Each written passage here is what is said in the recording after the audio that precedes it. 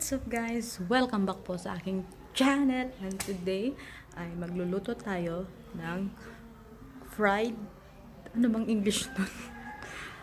Fried puwet ng manok. Yun na lang.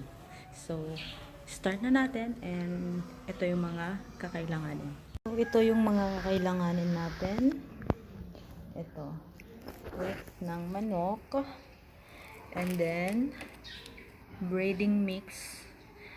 Binili ko yung may garlic para medyo mas masarap kasi pag garlic siya. May garlic talaga yung breading mix. Breading. So ayan guys, pero bago natin siya lagyan ng breading mix or breading mix, ito, alisin natin yung part na to. Dito yung kung saan naiimbak yung alam nyo na. So, kailangan muna natin alisin para maalis yung ano niya, ito. So, yan. Alisin muna natin siya. Yung puwet ng manok is masarap for pulutan. Pero, gagawin natin siyang kailangan natin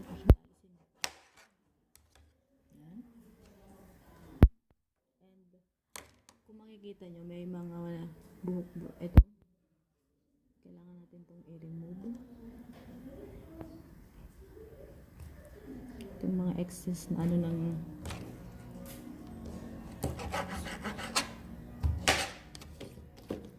bumili lang ako ng kalahating kilo kasi ang bayad nito is 120 isang kilo. Tapos kalahating kilo lang binili ko kasi ako lang kakain nito. And then imumukbang natin siya. Pero for sure kakain din yung mga tao dito sa bahay. So hindi ko siya totally na mukbang. So ayan guys.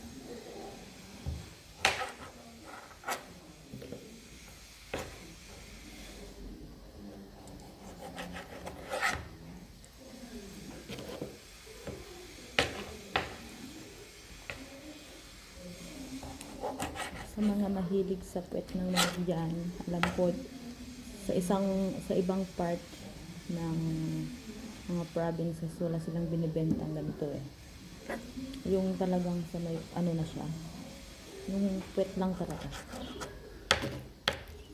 Dito kasi sa amin may bentahan na puro puwet, puro isaw, puro pakpak, paa, ulo, balikat. So ayan guys,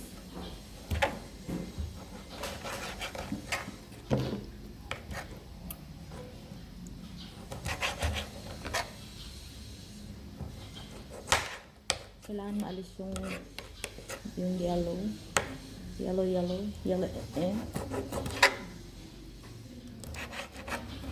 kasi yun yung part na madumi, as in.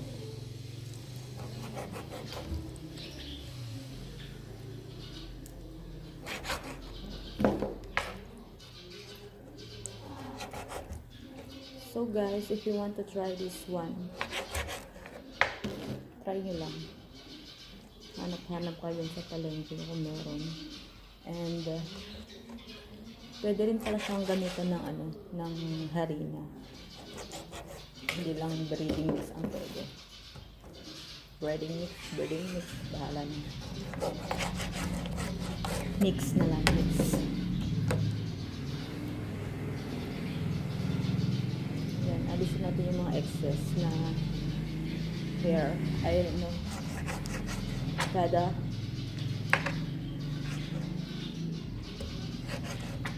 medyo lang siyang gawin. So yan guys, after natin alisin yung yung part na may something, may dumi. So, wash natin siya sa running water. And then, after natin siyang i-wash, kukuha tayo ito. Salt. Ito, diba? Salt ito. So, close muna natin ang water. And then, i-mash, ano ba? Ilagay natin yung asin dito. Yan. So, yan. Alisin natin yung, kasi minsan hindi ko naaalis lahat. So, mula natin siya ng salt. And then, after, hugasan ulit natin.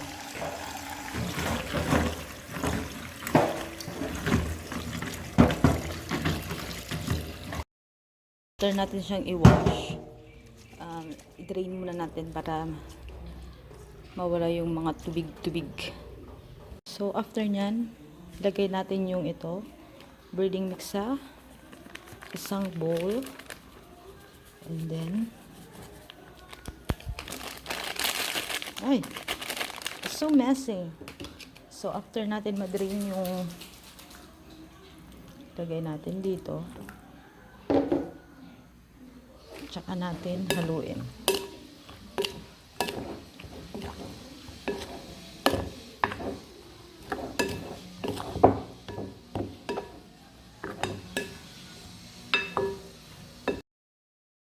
So, after natin yun, after natin ma-mix yung puwet ng manok tsaka yung breading mix, magpainit tayo ng pan.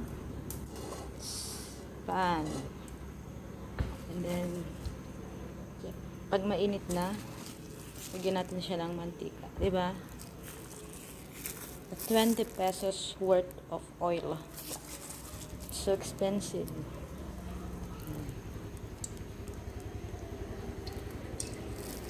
So, okay na yung oil niya kasi sayang naman. Pag medyo mainit na, lagay natin sa medium heat para hindi agad maluto. Kasi pag naluto agad, hindi na maluluto yung sa loob niya.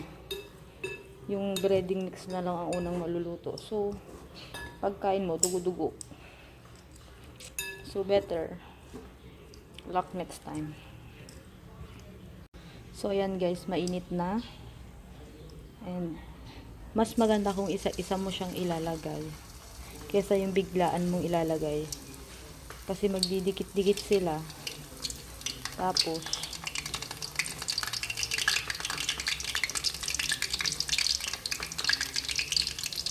ayan, tulad nito.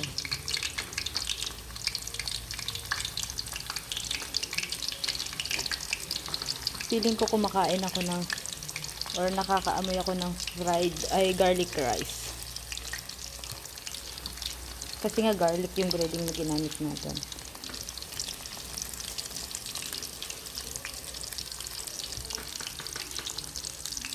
Pwede na natin ilagay lahat, basta after kailangan natin halu-haluin lang.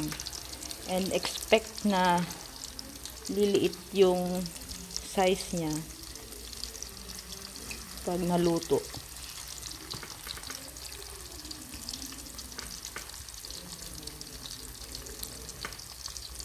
So, ayan guys, nilalagay ko na. So, habang inaantay natin na mag golden brown, yung niluluto natin is tamang selfie muna tayo. Gusto ko sana siyang i-deep fry, kaso sayang kasi yung oil. Kapag nilutuan ko dyan, ay deep fry ko nga siya. Ang mahal-mahal ng mantika. So, okay na yung ganyan na amount ng oil na nilagay natin para tipid. Kasi sa panahon ngayon, kailangan natin magtipid. And total konti lang naman yung puwet na manok na iluluto natin. So pag medyo ganyan na siya, yung kulay, pwede natin siyang Ibaliktad. Takot ako tumakbo eh. So, ang bango. Ayan guys, konting ano na lang, maluluto na siya. As you can see, yung iba na luto na. Kasi napabayaan ko kanina. Gumagawa ko ng sausawan ko.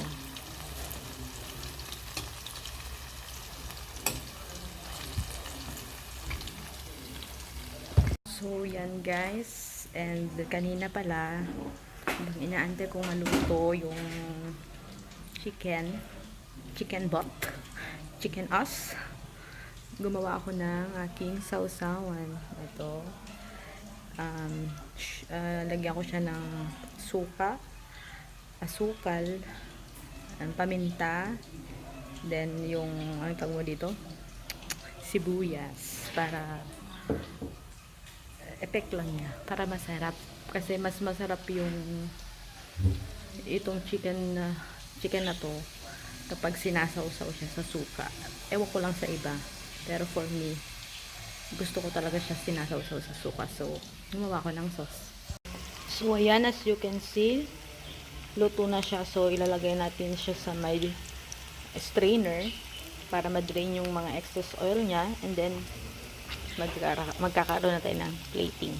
So, ayan guys. Luto na yung ating crispy chicken pwet. Hindi ko kasi alam kung anong term ang magandang gamitin. So, ayan. And kung ito yung ating sausawan. So, titikman na natin kung... So, guys, ito na yung aking niluto and titikman natin siya. So, pipiliin yung malaki.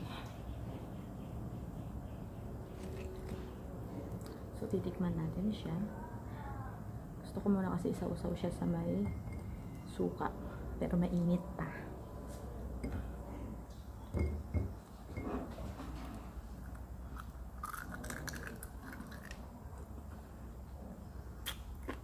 Ang asim ng suka ko.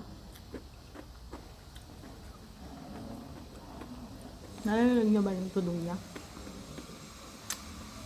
Nung siya ka-crispy. Kaso mainit.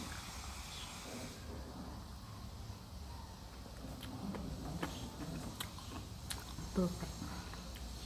So guys, if you like my video, please like and subscribe to my channel for more updates and hit the notification bell para updated kayo sa upcoming videos ko. So, mamaya ng video, kakain muna ako.